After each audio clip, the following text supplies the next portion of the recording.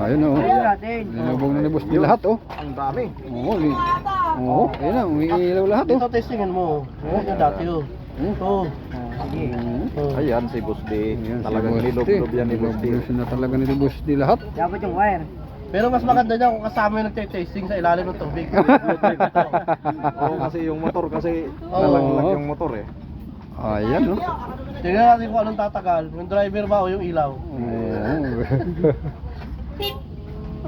Ayan po mga bossing. Mukhang natagalan si Justin. Ayan, May ilaw talaga ito. lahat oh. Oh. Grabe talaga. Hindi, abot yung wire, Mixi. Ano pala yung original talaga. Hindi yan ilaw kung local lang yan. Nasa ilalim ng tubig. Original talaga yan mga kapaps. Ayan ba? Ayos ba? Ayos. Ayos. Wala masabi yung... kaya punta na kayo dito. Sige na, ano masasabi ni Justin?